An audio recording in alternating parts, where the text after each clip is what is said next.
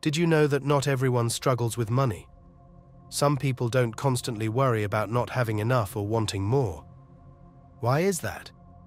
They happen to align their energy with money's. Money has been one of the most taboo topics to discuss in modern society for some time now. It used to be spoken about by our ancestors, back when wealth determined someone's worth and value to society.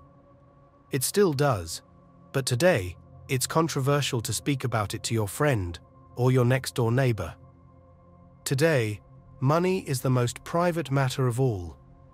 Just like talking about intimate relationships, it is a topic that is best not mentioned at all. But like intimate relationships, which form an integral part of life, money is seen as this obscure topic that should not be spoken about. Why do we privatize matters that form an essential part of who we are as a human species? Fear, perhaps. Intimate relationships and money have been at the forefront of much of humanity's actions since it first came into existence. Their energy is one that is overwhelming, so even talking about it places us into a trance that we're eager to escape. Our attitude towards life, including money, is shaped when we're kids.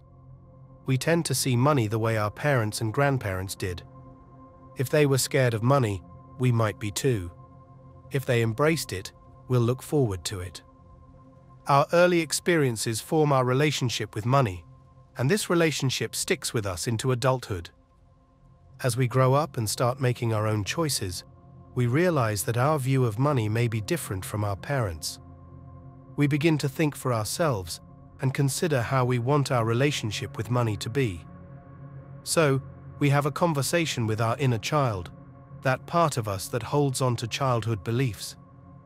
We discover that our feelings about money are often rooted in ideas of scarcity, not having enough, and the belief that we must work tirelessly just to get by. But as we step into the real world, we notice a big gap between those who seem to effortlessly accumulate wealth and those who struggle every day.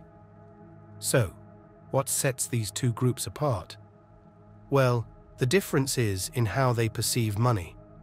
One group sees money as a kind of energy that can be attracted, while the other treats it as a physical thing to be chased down like a hunter searching for prey. At its core, money is just energy. To go even deeper than that, it is a part of our universal consciousness, and yes, as much as we'd hate to admit, a part of who we are. If I begin to see money as something that is a part of me, rather than external to me, I will be able to attract and control it. I don't like the word control, but it serves my point here. Money becomes attainable once we view it as an extension of our energy. Energies can be positive or negative. Money does not belong to a specific one, so it will be attracted to each depending on its level of intensity. If we resent money to the point of no return, then money will resent us back and will not come to us. If, on the other hand, we appreciate money and thank it, it will want to befriend us in turn, and it will come to us even when we least expect it. Why? Because we are welcoming it. When we don't have enough money, we will view it as only able to do evil. So once we do get our hands on it, we won't be able to spend it as easily, fearing we won't have it in the future. Since money is energy, we should remind ourselves that it's normal for it to come and go. Energy cannot remain constrained in one place. So the fact that we are giving and receiving it is the epitome of how money works.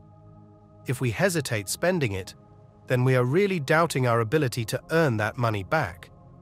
We subconsciously doubt our creativity, productivity, and problem-solving skills, which exist separate to money. To be able to be confident in earning money, we need to be confident in spending it. Admittedly, this has been challenging even for you to do. As hard as it may be to accept, money wants to befriend us. It wants to give us everything we seek to attract, but only if we want to attract it in the first place. If we treat it with fear and constantly beg for it to appear in front of us, we are giving it the impression that we're scared of it, or that it is of a higher level than us. Really, it is a part of us that seeks our own confidence to welcome it with open arms. Not having enough of money now does not mean you won't have it tomorrow.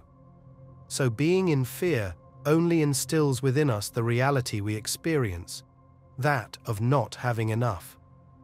This is the exact opposite of having an abundance mindset, where we know that by giving, we are automatically receiving back, and we're never truly in lack of anything. If we spend money on something that does us good, we are completing our wish, and indirectly, that money's wish for us. Nothing is preventing it from coming back to us to repeat the cycle, if only we allow it to do so. You often grow up thinking about money the way the people around you do. Instead of viewing money as energy that is your birthright, you may see it as some external force to conquer or own. But when you start to see money as a vital part of who you are, when you stop treating it as the other or an enemy force with overwhelming energy, then money reciprocates those feelings to you. Your actual relationship with money doesn't start with your business or daily transactions in the physical world, but internally, where you get to establish your relationship from the start. It's a relationship based on trust and communication, much like the ones you maintain with people and other objects.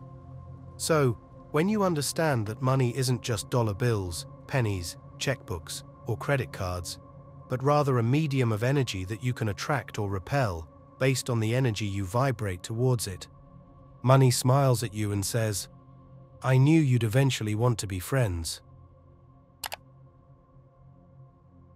Thanks for sticking around. In this part, we're about to uncover a special way to bring more money into your life. You've probably realized by now that money isn't just paper. It's like a special kind of energy. Think of it as a give-and-take relationship. You're like a channel, and the universe, or whatever higher power you believe in, is the source of this money energy. So, how do you attract it? Simple. Just ask for the money you need or want. But here's the important part. Once you receive this money energy, don't treat it like a business deal. Instead, see it as a gift from the universe or God. You're getting this energy, so you should give some of it back in the form of gratitude. Imagine if you're running a business and you pray for a certain amount of profit. If the universe helps you achieve it, make a promise that you'll use some of that money for good things or to help others. This isn't a trade. It's a way to say thank you to the universe or God for their help.